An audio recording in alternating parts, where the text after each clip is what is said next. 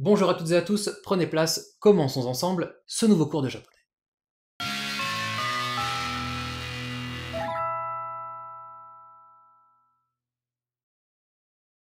Dans ce cours, on va parler de deux choses. On va d'abord aborder le pluriel des pronoms personnels japonais. Dans le précédent cours, on a vu uniquement première, deuxième personne du singulier, pas du pluriel. On va y venir maintenant. Et on va également parler des adjectifs possessifs.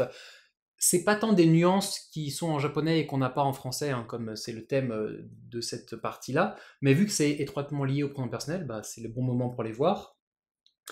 Quand je dis adjectif possessif, on va pas voir le cours sur les adjectifs en japonais. Les adjectifs possessifs, vous savez, en grammaire, c'est ce qui est mon, ton, son, ce genre de choses. Ça s'appelle en fait grammatiquement des adjectifs possessifs, mais c'est relativement différent du cours sur les adjectifs, du gros cours sur les adjectifs. Il y aura d'ailleurs plusieurs cours sur les adjectifs, mais ça, ce sera dans la saison 3.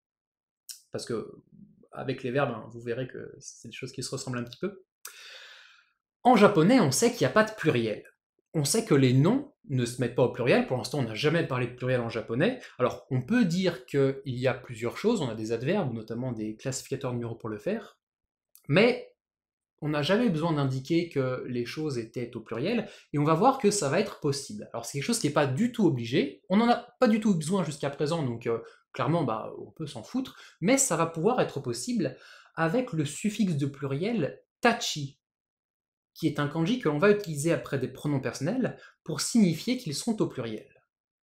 Alors, par exemple, sur la première personne du pluriel, nous, je vais utiliser watashi avec le suffixe de pluriel tachi.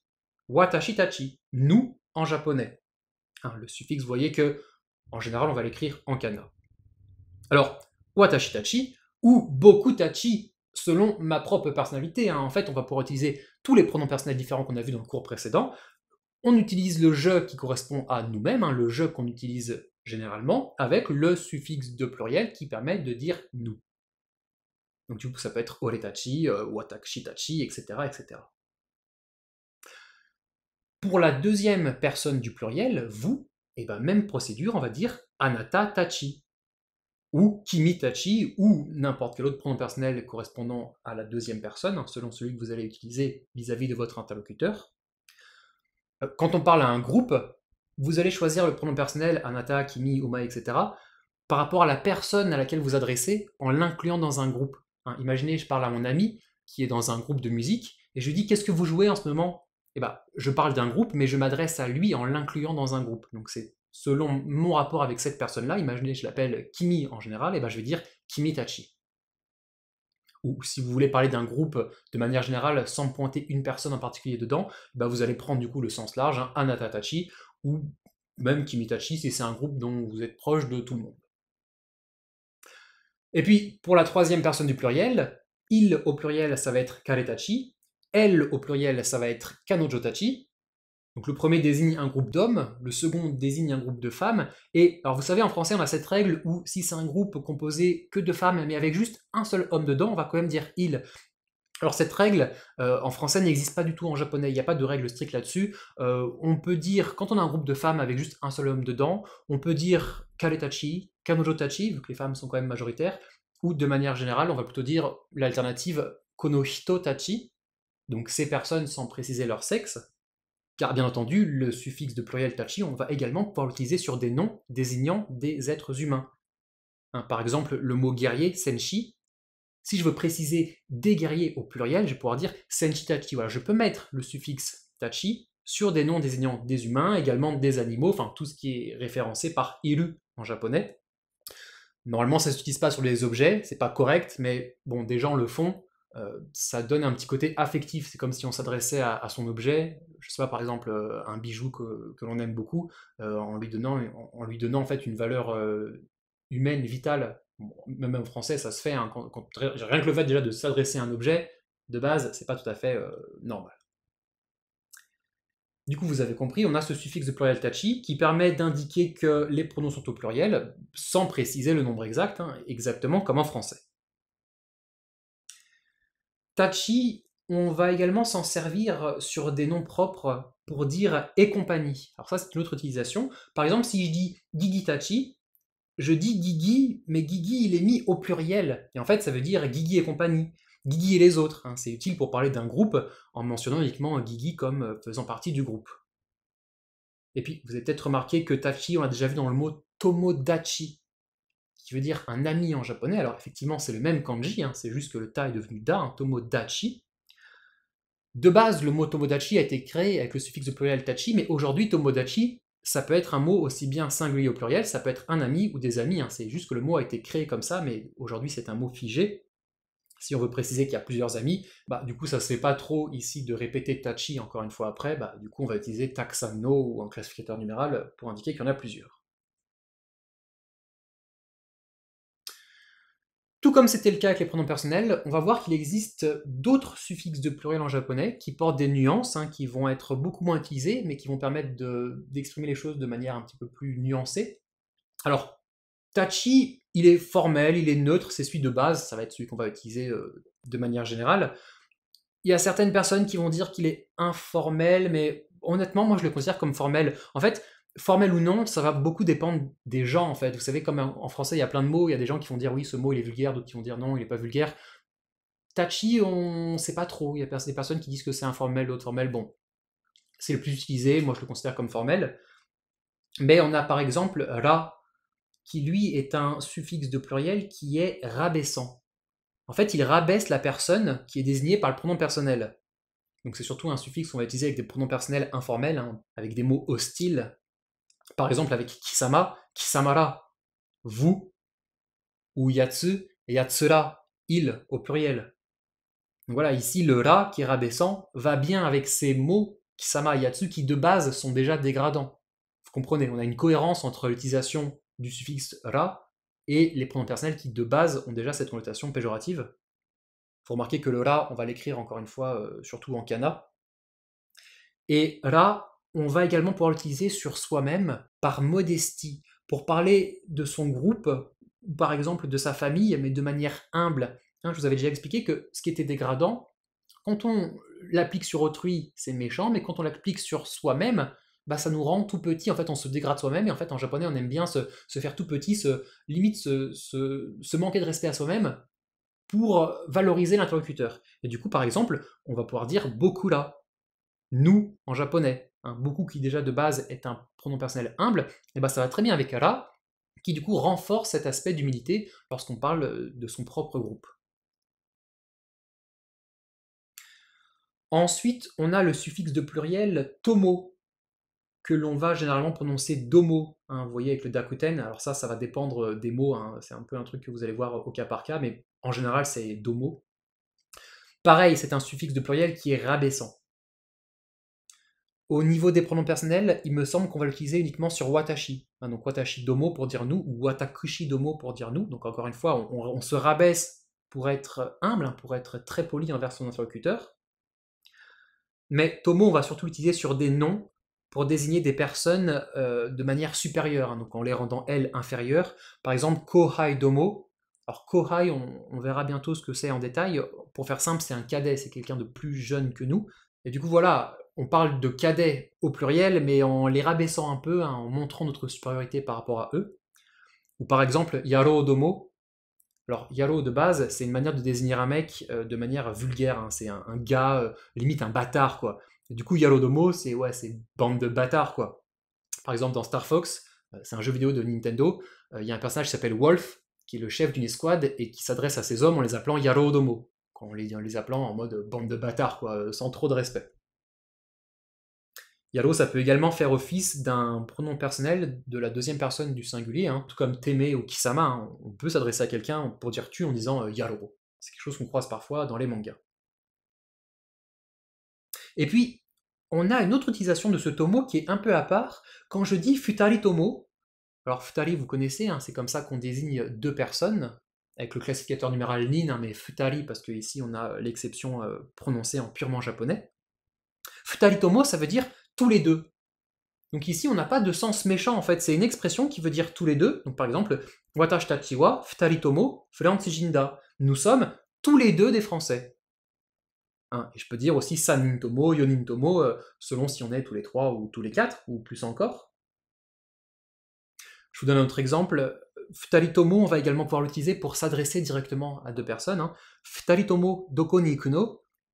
Où allez-vous tous les deux tous les deux, ou vous deux, hein, en français comme on dirait, enfin du coup vous voyez un peu comment on peut l'utiliser. Avant de passer au suivant, attention, vous vous souvenez, on a le mot kodomo, que vous connaissez déjà. Vous voyez, c'est effectivement domo, mais c'est pas le même kanji. On a une clé supplémentaire à gauche, hein, c'est la clé de l'homme. Donc voilà, attention à pas confondre ces deux kanji, qui pour le coup se ressemblent énormément et ont la même lecture purement japonaise. Ok, le suffixe de pluriel suivant, c'est kata. C'est un kanji qu'on a déjà croisé plusieurs fois, hein, notamment dans le cours précédent.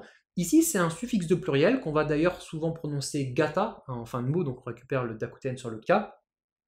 Ce suffixe de pluriel, il est très formel. Alors, sur les pronoms personnels, il me semble qu'on va l'utiliser uniquement sur anata, parce qu'il nous donne anata gata pour dire vous, de manière très polie. Mais en général, gata, on va l'utiliser sur des noms désignant des personnes pour les mettre au pluriel, hein, exactement comme domo, mais du coup en très formel. Alors par exemple, sensei, qui veut dire le professeur, si je dis sensei gata, ça correspond à des professeurs. Ou par exemple, okiakusama, qui veut dire le client. Alors ça, c'est un mot qui est composé de plusieurs choses, mais qu'on analysera en détail dans 2 cours. Bon, bref, le client. Si je mets okiakusama gata, des clients. Voilà, donc gata qui permettent de mettre des mots au pluriel, même si en général, on va surtout s'en servir hein, sur anata gata pour dire vous. Et puis, pour finir, parfois, la répétition d'un kanji, avec ce symbole hein, qu'on connaît déjà bien, permet de mettre un mot au pluriel.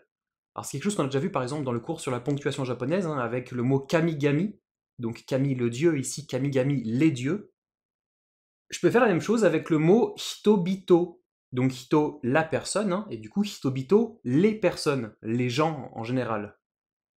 Ou de manière plus polie, en utilisant le kanji kata, kata gata. Hein, on a déjà vu dans le cours précédent que kata voulait également dire une personne de manière plus polie, décidément on le croise tout le temps ce kanji. Ben ici voilà kata gata, c'est comme hitobito mais en plus poli. Vous remarquez que très souvent, quand on utilise ce symbole de répétition, on a le dakuten qui vient se rajouter, hein, hito, bito, kata, gata, kami, gami. Mais ici, ce qui va nous intéresser, c'est surtout d'utiliser ce symbole de répétition sur ware pour faire ware ware. Alors, ware ware, c'est une manière de dire nous en japonais qui est propre à ware. C'est quelque chose qu'on n'utilise pas du tout sur les autres pronoms personnels, mais ici, avec ware, voilà, vu que c'est un terme qui est ancien, bah, il a sa propre manière de se mettre au pluriel, ware ware. Et du coup, tout comme ware, bah, c'est une manière de dire nous, mais qui est très formelle. Je vous donne un dernier exemple. Avec le kanji hi du jour, on peut faire hibi, qui est donc le jour au pluriel, donc les jours, hein, quand on parle par exemple des jours heureux, de certains jours en général, hein, hibi. Hibi, ça peut également vouloir dire jour après jour. Donc voilà, ici on n'est pas sur forcément un jour au pluriel, on est sur un sens un petit peu dérivé, parce que, attention, je vous dis bien, c'est parfois que ce symbole de répétition permet de mettre un mot au pluriel. Hein. C'est pas le cas tout le temps. Par exemple, on a déjà vu tokidoki, toki le temps, tokidoki, c'est pas les temps, c'est de temps en temps. Voilà, donc on n'est pas forcément sur du pluriel, et on verra d'autres exemples où ce ne sera pas forcément le cas par la suite. C'est tout pour mes différents suffixes de pluriel japonais. On va revenir rapidement sur la, qui va pouvoir être mis après des démonstratifs en kosoado pour désigner des choses, mais du coup au pluriel. Alors ça, c'est quelque chose d'assez rare, qu'on n'a pas vu quand on a vu kosoado, parce que du coup, on n'avait pas besoin d'exprimer un pluriel. Je vous donne des exemples avec ko, mais du coup, ça marche aussi avec so, a et do. Bon, vous connaissez déjà kore hein, pour désigner un objet, alors qui peut désigner un objet aussi bien au singulier qu'au pluriel, mais si je veux insister, si je veux clairement définir qu'on est sur un pluriel, eh ben je peux dire korera. Encore une fois, le suffixe, on va l'écrire uniquement en kana, et du coup, ça indique qu'on est forcément sur 2 ou plus objets, hein, sans spécifier combien. Pareil avec koitsu, eh ben je peux dire koitsura. Bon là, ça rejoint directement le cours sur les pronoms personnels, hein, pour dire ces types. Et puis avec koko, je peux dire kokora, qui va désigner, bon pas un lieu au pluriel, mais un lieu plus large, hein, pour dire ses environs. Je vais même rajouter le mot hen après. Hen qui veut dire, hein, c'est un kanji qui veut dire directement les environs, pour renforcer cette idée. Et du coup, kokora hen, sokora hen, asokora hen, ses environs, ci, là ou là-bas. Ok, ça c'était pour tout ce qui était du pluriel. Maintenant, on va s'intéresser à donc, ces adjectifs possessifs. Alors, dans le cours précédent, on a vu que tous les pronoms personnels étaient des noms. Donc, on va pouvoir utiliser comme des noms avec la particule no pour exprimer des possessions. Et du coup, on revient sur cette histoire d'adjectif possessif. Adjectif possessif, c'est le terme en français. Alors, vous vous souvenez, le cheval de Link, je dis link no uma, ça, il n'y a pas de souci, tout le monde sait faire. Bah, pour dire mon cheval, et ben en fait, c'est le cheval de moi. Donc ça va être watashi no uma. Tout simplement. C'est comme ça qu'on dit, ce qui équivaut au mon en japonais, hein, watashi no. Watashi no ou un autre pronom personnel, hein, selon la nuance qu'on veut mettre. Hein, ça peut être par exemple ore no uma, mais bon, ça vous avez compris. Du coup, pour dire ton cheval, eh ben, c'est le cheval de toi, donc ça va être anata no uma. Ou une autre nuance, hein, par exemple, omae no uma. Et du coup, ça nous donne tout plein de traductions différentes de mon et ton en japonais. On n'a pas qu'un seul terme. Par exemple, le titre du manga My Hero Academia, donc Mon Académie de héros, en japonais, c'est Boku no Hero Academia. Boku no parce que ça correspond au héros qui parle, hein, et le héros il dit beaucoup, donc c'est Boku no. Voilà, on a ce mon particulier, tout comme on aurait pu en avoir d'autres si ça avait été un autre personnage qui se serait exprimé.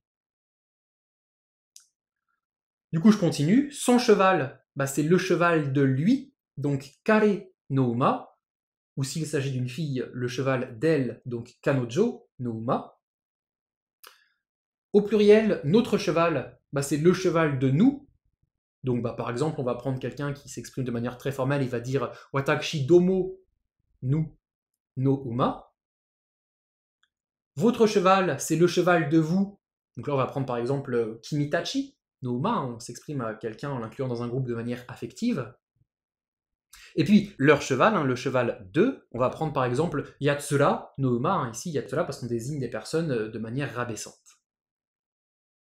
Donc voilà comment on crée ce qui équivaut aux adjectifs possessifs en japonais. En fait, il n'y a pas d'adjectif possessif en japonais, c'est comme ça que ça s'appelle en français, mais en japonais, en fait, on utilise directement le pronom personnel avec la particule no.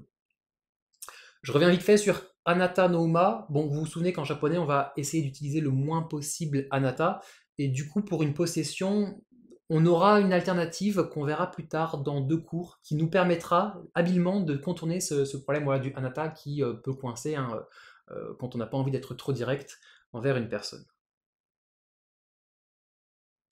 Par contre, faites bien attention à l'ordre des mots en japonais quand on a un adjectif possessif au sein d'une possession. Par exemple, quand je vous dis « le cheval de mon ami », décomposez bien, c'est le cheval de l'ami de moi. Et là, du coup, vous prenez les mots à l'envers, c'est « watashi no tomodachi no uma ». Voilà, faites attention à ne pas inverser comme ça des mots quand on a plusieurs possessions comme ça, entremêlées les unes dans les autres.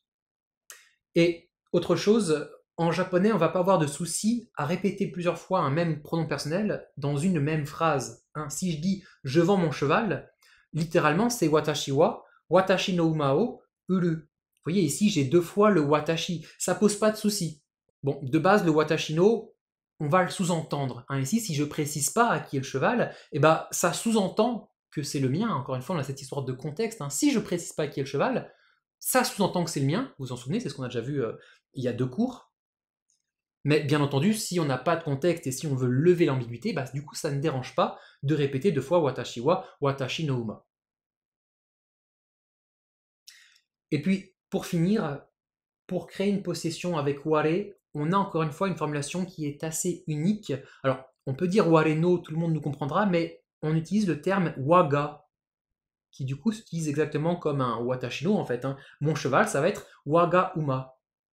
Voilà, c'est une formulation qui est propre à ware. Alors ici, wa, c'est une autre lecture du kanji, et ga, anciennement, c'était la particule du génitif, donc de la possession. Mais aujourd'hui, c'est plus du tout le cas, mais il est resté ce waga qui permet du coup de dire mon en japonais. Un mon qui du coup est, tout comme ware, très formel, qui fait ancien, qui fait littéraire.